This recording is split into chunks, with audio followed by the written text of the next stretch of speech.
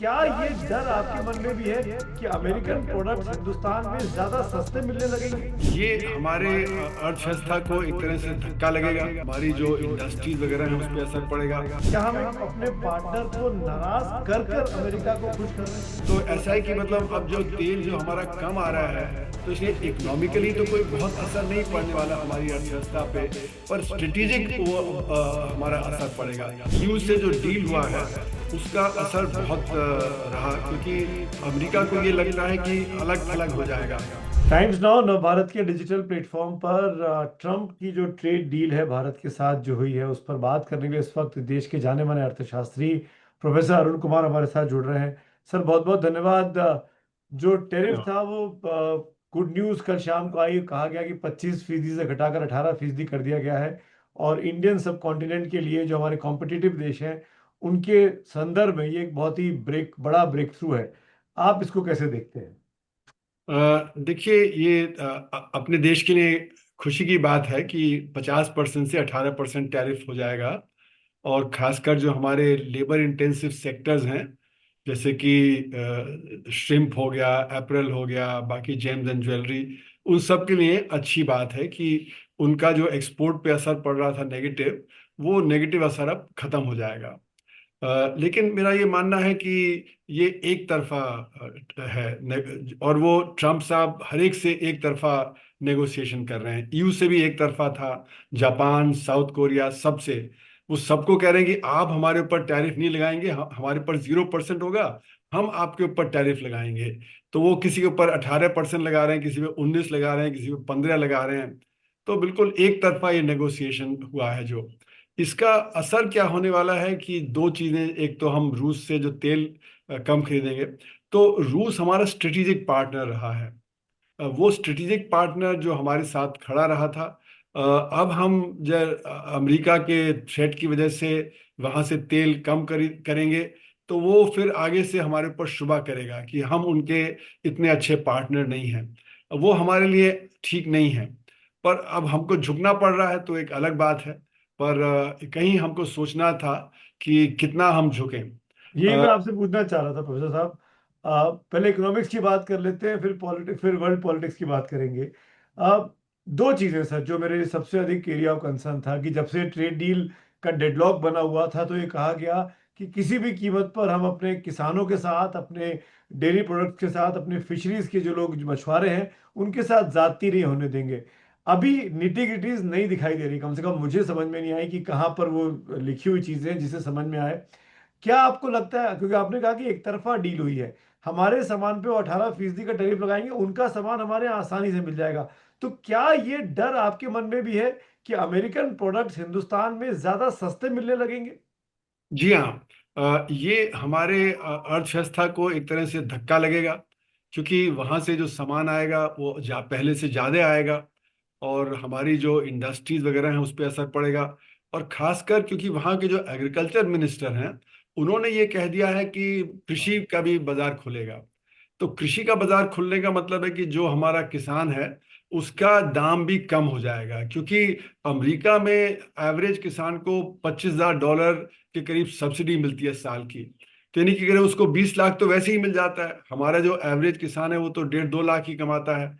तो हमारा किसान खड़ा नहीं हो पाएगा जब अगर ये वहां से चीप प्रोडक्ट्स जो है अमेरिका से एग्रीकल्चर प्रोडक्ट्स आने लगेंगे। वो चाहे वो कह रहे हैं भुट्टा है, वो चाहे कह रहे हैं कि हमारा जो दूध है, चाहे कोई भी इस तरह की चीजें हैं, तो वो हमारे किसान झेल नहीं पाएंगे। तो इसलिए वो खतरा है। पर अभी डिटेल्स तो आए नहीं है पूरी तरह खुल के, पर ये तो उनके कृषि मंत्री ने कह दिया है, तो इसलिए हमको मानना पड़ेगा। और उनके प्रेसिडेंट ने भी कहा कि सब चीजों पे जीरो लगेगा। तो सब चीजों का मतलब तो ये हुआ कि हमारा कृषि भी होगा, दूध भी होगा, सब जो है व्यापार होगा। तो मेरी उम्मीद है कि कहीं हो सकता है कि ये अभी कह दिया हो उन लोगों ने, पर लेकिन हमारे नेगोशिएटर्स ने शायद ना माना हो। बाकी चीजों पे मान गए हों पर इस पे शायद ना माना हो। वो हमारे लिए बहुत अच्छा होगा कि अगर हमने नहीं माना, और अगर वो भी ये समझ लें कि हमारे किसान, यहाँ पे तो 46% हमारा जो वर्क फोर्स है वो किसानी में है, और फिर किसान हैं जो 50% लोग किसानी पे निर्भर करते हैं। तो कुल मिला के बहुत बड़ा धक्का लगेगा हमारे किसानी पे। तो मेरी एक उम्मीद ही बस है, मैं कह सकता हूँ, क्योंकि डिटेल तो हमें पता नहीं। और हो जी सकता है कि हमारे मिनिस्टर ने कहा था कि ये रेड लाइन है हमारे लिए, तो हो सकता है वो रेड लाइन पे स्टिक किए हों। तो वो डिटेल में बाद में पता लगेगा, पर अगर ऐसा हुआ कि खुल गया तो वो हमारे लिए बहुत धक्का लगेगा। जी। सर दूसरी चीज वही था कि भारत अब रूस से तेल नहीं लेगा और वेनेजुएला से लेगा। इस बात की घोषणा खुद राष्ट्रपति ट्रंप ने अपने पोस्ट में की। ये इकोनॉमिकली कितना वायबल है? और जो एक अप्रीहेंशन आपने जताया पहले ही सवाल के जवाब में कि रूस हमारा स्ट्रेटेजिक पार्टनर है, क्या हम एक अपने पार्टनर को नाराज कर कर अमेरिका को खुश कर रहे हैं? मुझे लग रहा है ऐसा कि यही हो रहा है, क्योंकि हमने धीरे धीरे तो वहां से तेल लेना कम कर ही दिया था पिछले महीनों में। और कोशिश रही थी कि अमेरिका को खुश करने के लिए अमेरिका से ज्यादा तेल लें। और अब तो वेनेजुएला से भी तेल लेने की बात है। और हमारा जो रिलायंस है वो तो वेनेजुएला का तेल जो है लेता ही था, पहले भी लेता था। जब वहां पे उनके ऊपर जो सैंक्शन नहीं लगा था तो वेनेजुएला से ले ही रहा था। तो ऐसा है कि मतलब अब जो तेल जो हमारा कम आ रहा है, तो इसलिए इकोनॉमिकली तो कोई बहुत असर नहीं पड़ने वाला हमारी अर्थव्यवस्था पे। पर स्ट्रेटेजिक वो हमारा असर पड़ेगा, क्योंकि अभी भी डिफेंस में काफ़ी चीज़ें हैं जो हमारे पास वहाँ की हैं, जो हमें बहुत ज़रूरी है। जैसे सुखोई एयरक्राफ्ट हो गया, S-400 मिसाइल हो गई, ब्रह्मोस मिसाइल हो गई, ये सब तो रूसी वो है। बाकी और छोटे मोटे और भी काफ़ी चीज़ें हैं, न्यूक्लियर पनडुब्बी वगैरह भी उन्होंने हमें दी थी। तो इसलिए ये हमारे ऊपर असर पड़ेगा कि वो हमें ट्रस्ट करना कम कर देंगे। बीच में भी आपने देखा था वो ट्रस्ट थोड़ा कम हो गया था, आज से 5-6 साल पहले। तो पाकिस्तान को उन्होंने आर्म्स सप्लाई करने शुरू कर दिए थे। तो ये सारी चीजें हैं जो हमें एक ग्लोबल कॉन्टेक्स्ट में देखनी चाहिए। और हमें थोड़ा सा अमेरिका के ऊपर दबाव और बनाना चाहिए था कि कुछ थोड़ा बहुत ऑयल हम वहां से लेते रहते। पर अब ये है कि ट्रम्प साहब तो बहुत ही एक तरफा डील करते ही हैं, ये तो सबको पता है। उन्होंने सबको जो है अपने क्लोजेस्ट जो पार्टनर्स हैं उनके ऊपर भी दबाव डाल के वहां से भी गलत सलत टर्म्स ले लिए। जैसे EU को ये कहा कि आप $600 बिलियन हमारे यहाँ इन्वेस्ट करेंगे, जापान को कहा $550 बिलियन आप इन्वेस्ट करेंगे। तो तरह तरह से वो एक तरफे डील कर ही रहे हैं। और जो मल्टीलैटरलिज्म था उसको तो खत्म कर ही दिया उन्होंने। तो बायलैटरल सिचुएशन है, नई सिचुएशन है। अब इसमें होगा क्या कि हम ब्रिक्स में भी शायद अलग हो जाएं फिर, क्योंकि ब्रिक्स के साथ थे तो वहां पे रूस चीन, और हम कोशिश में थे कि उनसे बेहतर संबंध बनाएं। पर अगर हमने रूस से तेल लेना कम कर दिया और झुक गए, तो रूस और चीन भी हमें इतना ट्रस्ट नहीं करेंगे। तो ब्रिक्स में पहले भी ये लग रहा था कि ब्रिक्स के कई मेंबर सोचते थे कि हम अमेरिका का खेल ब्रिक्स में खेल रहे हैं, वो शायद कहीं बात दोबारा ना हो जाए और ब्रिक्स में फिर हम कमजोर पड़ जाएं। तो ये जी। चीजें कई चीजें हैं जिनकी तरफ हमें ध्यान देना बहुत जरूरी है। मतलब बहुत ज्यादा खुश होने से बेहतर है कि थोड़ा इंतजार कर ले हम भारतीय होने के नाते, कि इसकी जब तमाम चीजें निकलकर सामने आएंगी इस डील से, वो उसके बाद समझ में आएगा कि हम कितने फायदे में हैं या कितने नुकसान में हैं। सर एक चीज और पूछना चाहूंगा हमारे दर्शकों क्या? की भलाई के लिए, शायद आपके पास वो डेटा उपलब्ध हो। रूस से हम कितना तेल लेते रहे हैं और हम क्या अब बिल्कुल तेल नहीं ले रहे हैं? नहीं, अभी तक तो थोड़ा बहुत तो आ ही रहा था। पर ऐसा है कि वो तो ट्रम्प साहब ने कह ही दिया था कि भाई पहले तो हम 2-3% ही अपना तेल रूस से लेते थे, और वो बीच में 35-36% तक पहुंच गया था। तो काफी, क्योंकि वो सस्ता तेल हमें सप्लाई कर रहे थे। तो अब असर ये होगा कि जब हम रूस की जगह बाकी और जगह से लेंगे तो थोड़ा हमें महंगा मिलेगा, क्योंकि रूस से हमें सस्ता मिलता था। पर क्योंकि ऑलरेडी काफी हमने कम कर दिया था, इसलिए इतना ज्यादा फर्क नहीं है। और उनके ऊपर भी ये क्योंकि पाबंदी थी कि वो $60 से कम का वो तेल दें, और जो दुनिया के बाजार में भी वो $60 के आसपास ही तेल आ गया था। तो इसलिए बहुत ज्यादा तो फर्क नहीं पड़ेगा, पर हाँ थोड़ा बहुत तो खर्चा बढ़ ही जाएगा। लेकिन जैसे मैंने कहा वो स्ट्रेटेजिक ज्यादा है, ना कि ये कि कितना हमें इकोनॉमिकली फायदा है नुकसान होगा। राष्ट्रपति ट्रंप का रुख भारत को लेकर आपको लगता है कि जो ईयू के साथ डील हुई, जिसको मदर ऑफ ऑल डील्स कहा गया, प्लस अरब कंट्रीज का सम्मेलन हम लोग कर रहे हैं, हमने गाजा के उनके पीस प्लान पे साइन अभी तक नहीं किया है, क्या इन तमाम चीजों का प्रेशर पड़ा इसीलिए ट्रंप साहब झुके? बिल्कुल, आपने बिल्कुल सही कहा कि EU से जो डील हुआ है उसका असर बहुत रहा, क्योंकि अमेरिका को ये लगता है कि अलग थलग हो जाएगा। और ये बात देखिए, ट्रम्प ने बड़ा क्लेवरली सारे देशों को तोड़ लिया था। अगर बाकी सारे देश एक साथ हो जाते और हम उनके ऊपर जो टैरिफ लगा देते तो जो ट्रम्प को विड्रॉ करना पड़ता। तो इसीलिए उन्होंने कहा कि 90 दिन में 90 डील करेंगे। जब वो बात हुई थी अप्रैल में कि जुलाई 90 दिन में हम 90 डील कर देंगे, मतलब हर एक को तोड़ तोड़ के अलग अलग। अगर हम बाकी सब rest of the world minus US अगर हो जाते तो अमेरिका को झुकना पड़ता, क्योंकि फिर उनकी बात नहीं चलती।